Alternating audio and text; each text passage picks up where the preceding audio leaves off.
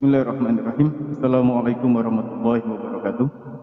Waalaikumsalam warahmatullahi wabarakatuh. Waalaikumsalam warahmatullahi wabarakatuh. Alhamdulillah rabbil alamin. A'udzu billahi minasyaitonir rajim. Bismillahirrahmanirrahim. Alhamdulillahilladzi hadana li hada wa ma kunna linahtadiya laula an hadanallah.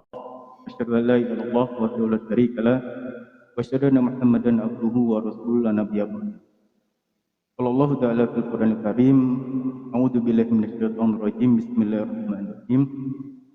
إذا جاء نصر الله والفتح ورأيت الناس يدخلون في دين الله أفواجا فسبح بحمدك ربك واستغفر إنه كان توابا. Sadaqallah, sadaqallahul azim. Alhamdulillahirabbil alamin. Diwakillah ya di nama Allah Subhanahu wa taala. Pada malam hari ini kita bisa berkumpul ya, yang insyaallah dalam kondisi sehat walafiat, tidak kurang apapun. Dan mudah-mudahan pertemuan hari ini adalah pertemuan yang kita rindukan, pertemuan yang disaksikan oleh para malaikat, pertemuan yang membuat kita jauh lebih baik daripada hari kemarin, pertemuan yang membuat kita akan menjadi saksi antara satu dengan yang lainnya bahwa ketika kita di dunia adalah termasuk orang-orang yang selalu memperbaiki diri. Kedua kalinya salawat serta salam tetap tercurah bahkan kepada Nabi kita, Nabi Agung Nabi Muhammad Sallallahu Alaihi Wasallam, yang menuntun kita dari jalan yang gelap hitam menuju jalan yang terang benderang, yaitu agama Islam. Dan beliaulah sosok sempurna, beliaulah Rasulullah yang wajib kita menjadikan panutan. Bagaimana beliau menjadi seorang nabi, bagaimana beliau menjadi seorang rasul, bagaimana beliau menjadi seorang panglima perang, bagaimana beliau menjadi sosok kepala negara, bagaimana beliau menjadi kepala rumah tangga, dan bagaimana beliau menjadi seorang hakim ya ketika banyak sekali perselisihan di Mekah dan Madinah pada kala itu ya. Jadi beliaulah yang patut dan wajib menjadikan panutan kita, karena siapa lagi jika bukan beliau juga yang akan memberikan syafaat kepada kita. Dan mudah-mudahan paling penting adalah kita sebagai umatnya ya merupakan bagian dari yang mendapatkan syafaatnya. Karena tidak ada yang beruntung di dunia ini selain mendapatkan syafaat dari Rasulullah Muhammad Sallallahu Alaihi Wasallam. Baik, kedua kalinya yang aneh hormati ya Ketua YSMI ya, bagi prajurit Rasulullah, kepada host dan kepada rekan-rekan sekalian yang hadir dalam kumal pada malam hari ini, dan teman-teman sekalian ya yang menyimak di kumal pada malam hari ini.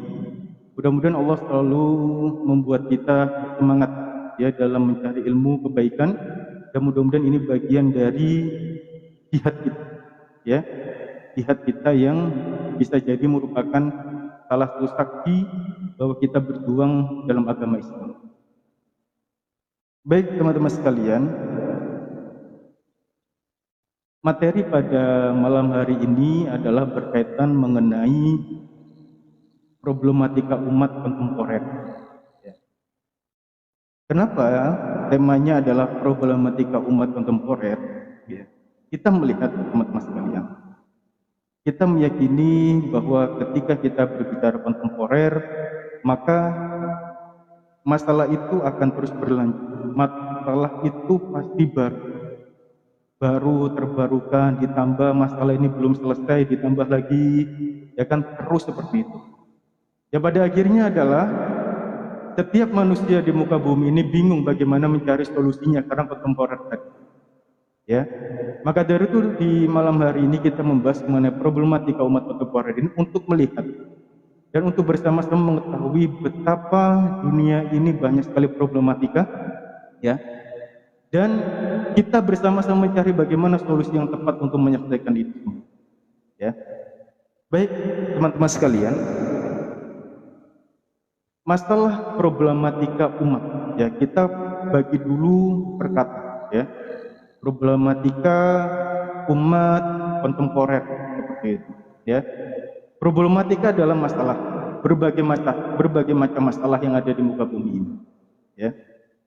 Umat adalah kita, orang-orang yang berada dalam satu agama disebut umat. Ya, kontemporer yang tadi yang disebutkan adalah terus berlanjut kekinian, ya, ada perkembangan masalah yang kita alami pada masa ini, ya. Baik, kita sekarang kita berbicara mengenai Islam, ya, problematika umat, ya, kita berbicara dalam koridor Islam, kita fokusnya ke sana, ya. Kenapa ini berbicara seperti ini? Karena satu, Islam adalah agama sempurna, ya, dari A sampai Z, ya, dari syariat apapun yang berada dalam kehidupan ini, Islam telah mengatur itu semua. Ya, inna dina indallah Islam, ya, satu-satunya agama yang diridhoi Allah adalah Islam. Artinya Islam adalah agama yang benar, ya. Maka dari itu teman-teman sekalian, kita perlu meyakini, ya, akan betapa luar biasanya Islam memberikan solusi di setiap sendi kehidupan kita. Ya, sebagai bukti teman-teman sekalian, Al-Quran itu sudah 1400 tahun. Ya. Wahyu Allah yang diberikan kepada Rasulullah Muhammad SAW, ya, dan itu menjadi solusi terbaik di kehidupan kita, ya, Islam. Jadi Islam hingga 1400 tahun lalu sampai saat ini solusinya tepat dan tidak pernah berubah, ya, tidak pernah berubah, selalu menjaga otentiknya, selalu memberikan solusinya, dan tidak hilang dalam zaman, ya. Tidak ada kata kuno di dalam penyelesaian dalam Islam, tidak ada. Ini poinnya, ya. Islam adalah agama yang sempurna. Lalu bagaimana dengan umat Islam? Umat Islam yang berbicara, ketika kita berbicara umat Islam tadi Ani sampaikan adalah umat adalah manusia, ya. Manusia pasti tidak terlepas dari salah dan dosa. Maka dari itu ketika manusia memiliki salah dan dosa pasti ada problematika. Nah, itu munculnya dari sana, ya. Ketika kita berbicara problematika umat, berarti ada yang salah dalam sendi kehidupan kita. Berarti ada hal-hal yang di luar syariat Islam yang telah kita tinggalkan. Ya, inilah problematikanya. Banyak sekali problematika yang kita hadapi pada masa saat ini, rekan-rekan sekalian. Ya, bagaimana semuanya bingung terhadap masalah-masalah yang ada di dunia ini. Ya, dan mohon maaf teman-teman sekalian. Ya, ada yang mengatakan contoh sederhananya, ya. Quran surat An-Nisa ayat 3, ya, yang di sana menyampaikan menikah lebih dari satu orang, ya. Untuk apa sih? Konteksnya teman-teman sekalian, kalau kita melihat konteks, ya, konteks pertama adalah secara realita lapangan, berapa jumlah populasi wanita di muka bumi ini? Bukan di sini saya menyuruh untuk teman-teman nikah lebih dari satu, bukan, ya, tetapi kita melihat konteks penyelesaian solusi yang Allah berikan, ya. Kita melihat konteksnya dari sana. Berapa jumlah populasi, ya, perempuan di muka bumi ini? Kalau kita lihat statistik sekarang teman-teman sekalian, itu 1:10, ya, 1:10. Bayangkan jumlah perempuan hari ini adalah 1:10. Jadi laki-laki 1, perempuannya 10. Ya, lalu apa solusi yang diberikan, ya, dari agama-agama lain? Tidak ada. Islam memberikan solusi terbaik. Dan anehnya ayat ini menjadi ayat yang diejek, menjadi ayat lelucon yang mereka sebut bahwa Islam ini suka sekali menikah, suka sekali menguburkan syahwatnya. Tidak seperti itu konteksnya. Ya, konteksnya tidak seperti itu. Ini bukti bahwa Islam memberikan solusi. Ya, jika kita melihat teman-teman sekalian bahwa ini menjaga solusi, berarti ini ada obat. Berarti ini adalah memberikan dampak positif kepada masyarakat dan solusi problematika umat di muka bumi ini. Ya, konteksnya di sana dulu. Kita jangan melihat oh ini salah, tidak seperti itu. Ya. Islam memberi solusi.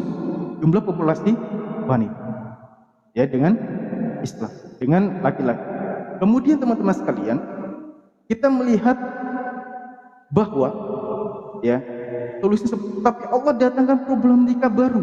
Apa itu? Ya, ternyata ada laki-laki yang tidak normal, perempuan yang tidak normal, LGBT dan lain sebagainya. Ya, lalu bagaimana penyelesaiannya? Ya, di dalam Islam jika kita melihat hukum dari orang-orang yang melakukan LGBT, ya kalau ingin menerapkan syariat Islam adalah cari bangunan tertinggi di suatu daerah tertentu, ya, daerah tertentu, kemudian ajak naik ke atas, matanya ditutup, tangannya disilangkan, ya, tangannya disilangkan, jatuhkan dari atas ke bawah, jatuhkan dari atas ke bawah, dan dirajam, dilempari batu hingga mati. Oh kejam, itu kejam. Tidak, hukum Islam tidak seperti itu. Hukum Islam adalah memberikan efek jerah kepada seluruh masyarakat bahwa ini akan berdampak jelek kepada seluruh masyarakat. Ya, kita ada problematika nih. Ya, pasti akan ada solusi. Nah, Islam memberikan tawaran solusi terbaik. Ya, ada sebab, ada akibat. Maka dari inilah yang harus kita pahami bersama-sama bahwa Al-Quran itu merupakan solusi terbaik dari para ulama kita, ya, dari para ustadz kita, dari para kiai kita, ya, dari para imam-imam madzhab seperti itu, ya, menjadikan solusi terbaik dalam menjalani kehidupan berislam kita. Ya. Dan kita melihat teman-teman sekalian, problematika pada saat ini seakan-akan kita itu sulit untuk menyelesaikannya. Merasa atau tidak? Pasti merasa. Jangankan masalah negara, teman-teman sekalian, masalah individu kita, ya, kita seakan sulit untuk menyelesaikan problem itu. Itu kenapa? Ketika kita merasa sulit menyelesaikan problem itu, maka yakinlah teman-teman sekalian bahwa ada hal yang kita langgar dalam syariat itu, dalam hukum-hukum yang telah Allah tetapkan. Ya. Jadi sebenarnya simpel sekali menyelesaikan problematika umat ini. Ya, bagaimana kita bisa menjalankan seluruh syariat-syariat yang telah Allah tetapkan? Ya, pasti selesai semua. Selesai. Ya. Lalu bagaimana ini kok lebih banyak lagi problem-problem yang ada di muka bumi ini? Ya, musuh-musuh Islam semakin banyak. Ya, sampai kita bingung mau menyelesaikan yang mana dulu. Ya, kasus pemurtadan, LGBT, kemudian masalah ekonomi, kemudian masalah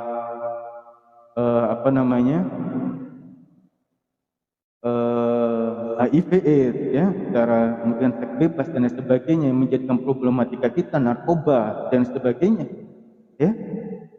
Lalu apa yang telah dilakukan? Allah memberikan ujian seperti itu menjadikan renungan buat kita yang pertama. Berarti ada sesuatu yang salah. Ya, tidak mungkin Allah memberikan sesuatu yang seperti ini kecuali kita untuk introspeksi di dalamnya. Ya. Bagaimana pengaruh Kristen kepada Islam yang melahirkan Islam liberal? Ya, yang menjadikan membuat kita bingung pada akhirnya. Ya, membuat kita bingung. Islam kok malah membingungkan? Ya, Islam kok melanggar berbagai macam? Ya, di dalam satu contoh teman-teman sekalian. Ini teman-teman bisa cari bukunya. Ini ya. Pengaruh Kristen orientalis terhadap Islam liberal. Nah, pengaruhnya. Ya, saya bacakan di sini teman-teman sekalian. Ini problematika yang kita baca ya. Nah, ini.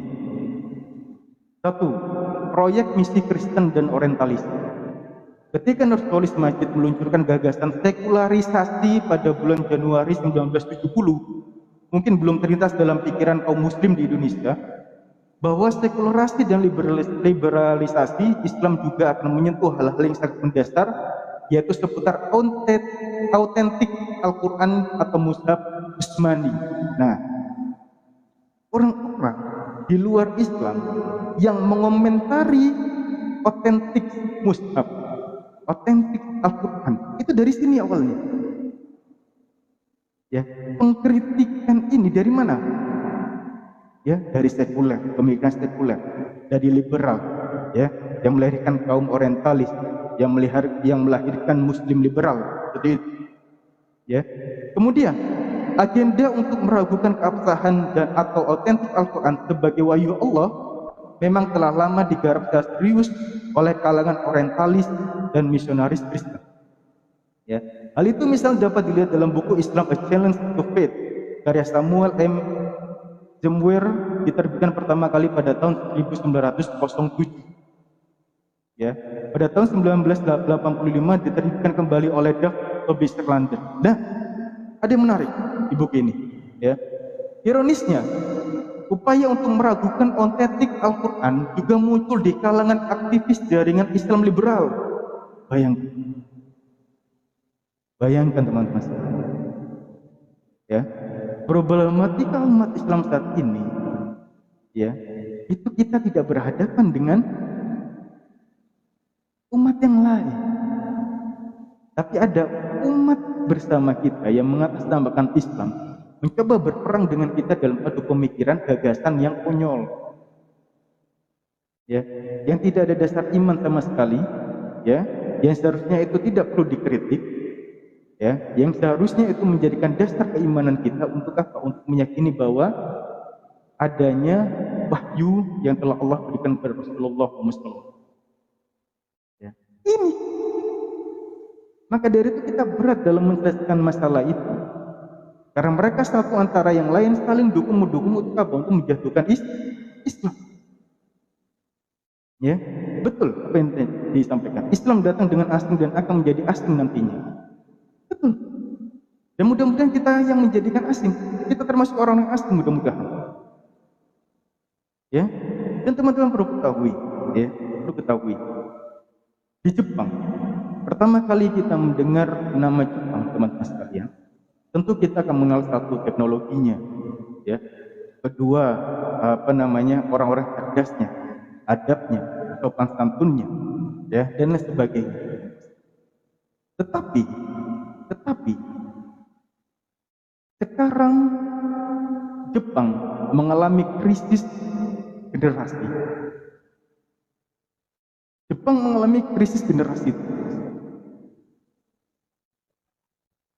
membuat riset sendiri. Di tahun 2050, ya, Jepang adalah satu-satunya negara yang memiliki jumlah penduduk usia 65 tahun jauh lebih banyak.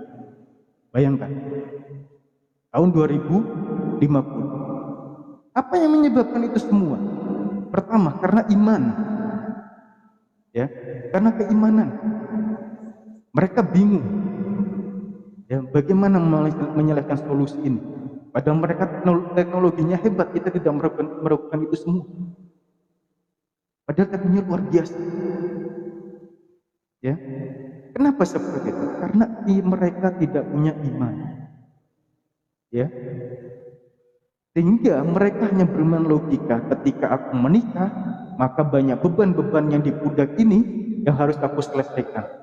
Aku lebih baik hidup lajang untuk membiayai aku sendiri, ya aku lebih baik bersenang-senang, ya aku dan lain sebagainya. Pada saatnya adalah mereka berputus asa, ya karena meskipun mereka bersenang-senang masih ada hati yang kosong di dalam hati. Ya.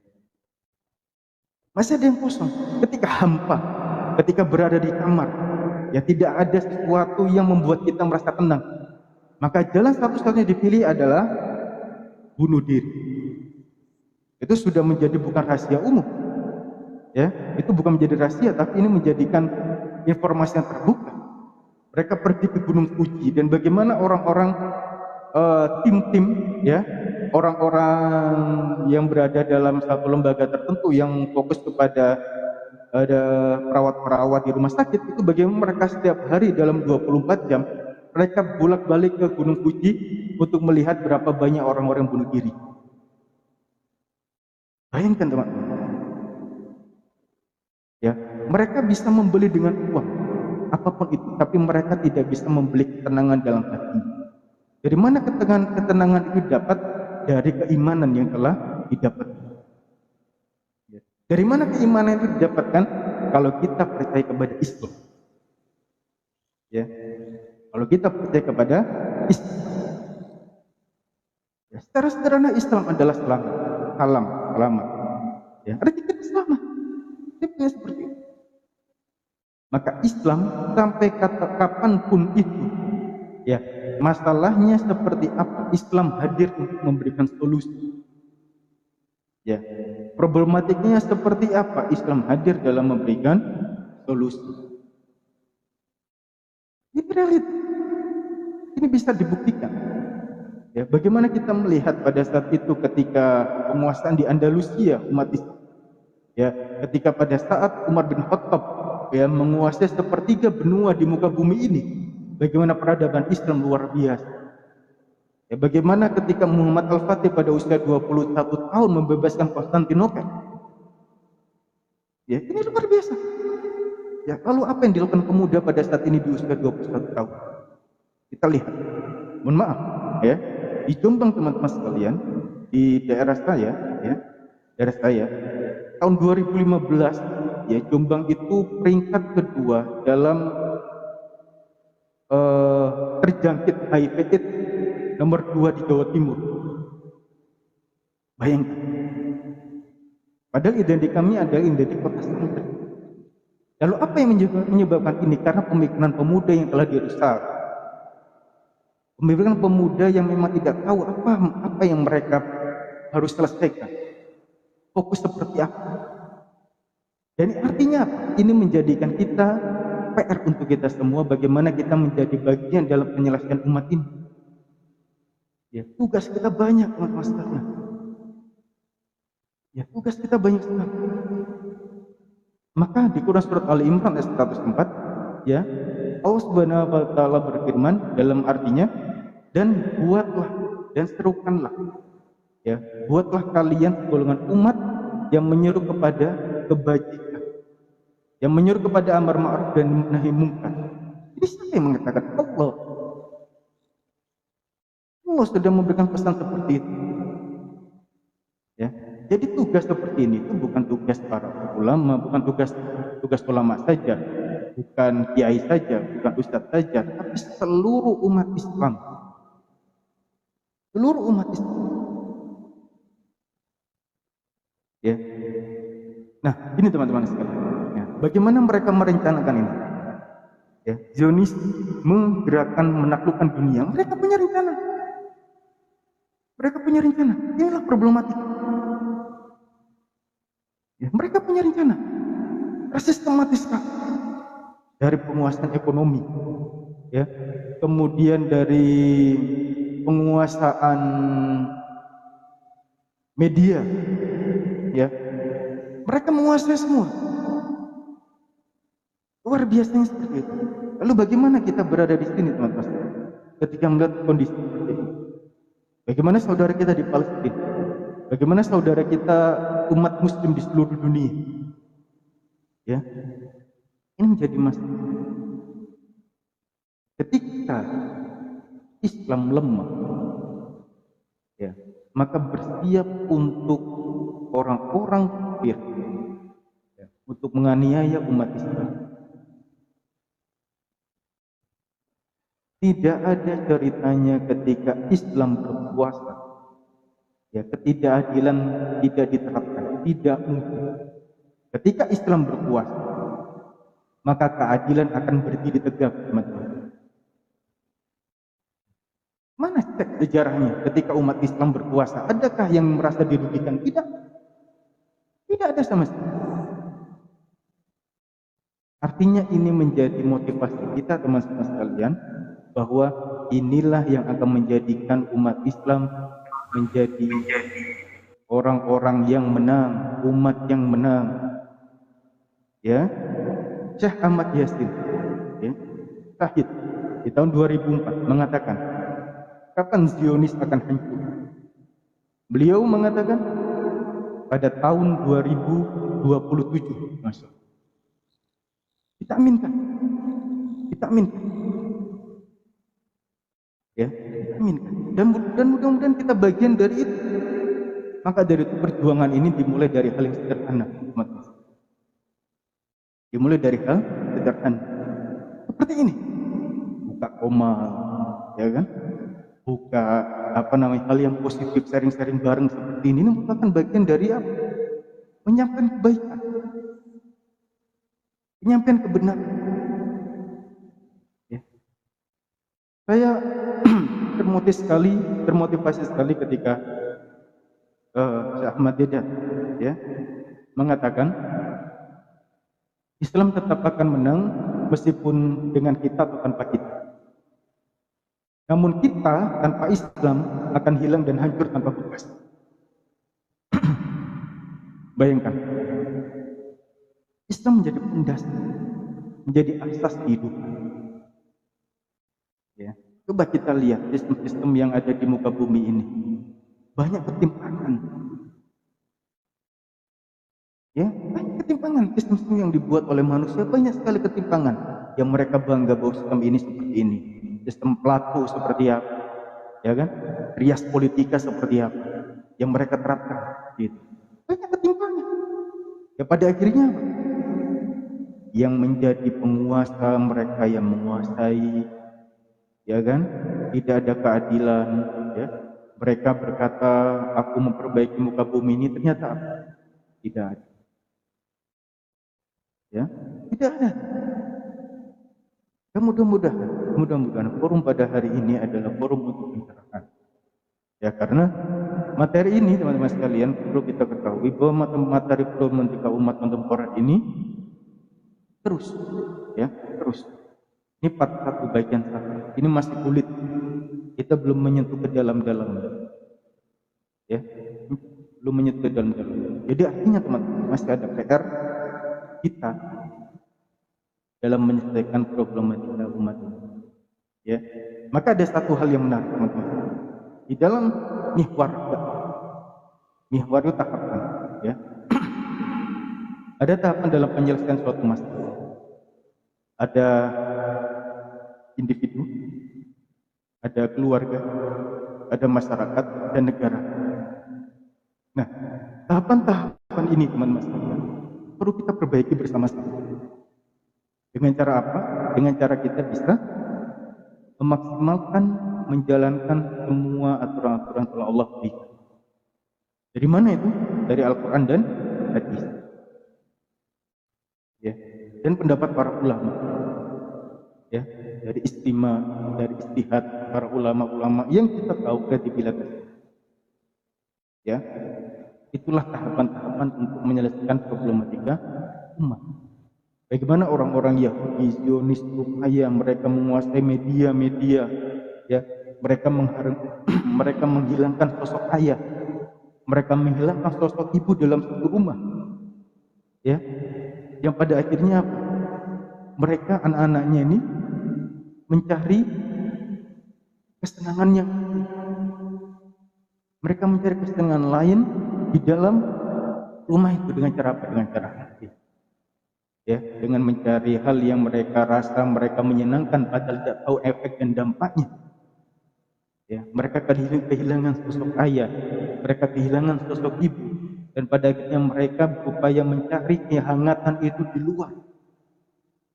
Ya, mereka mencari pelukan di luar. Ya, lalu bagaimana generasi Islam ke depan?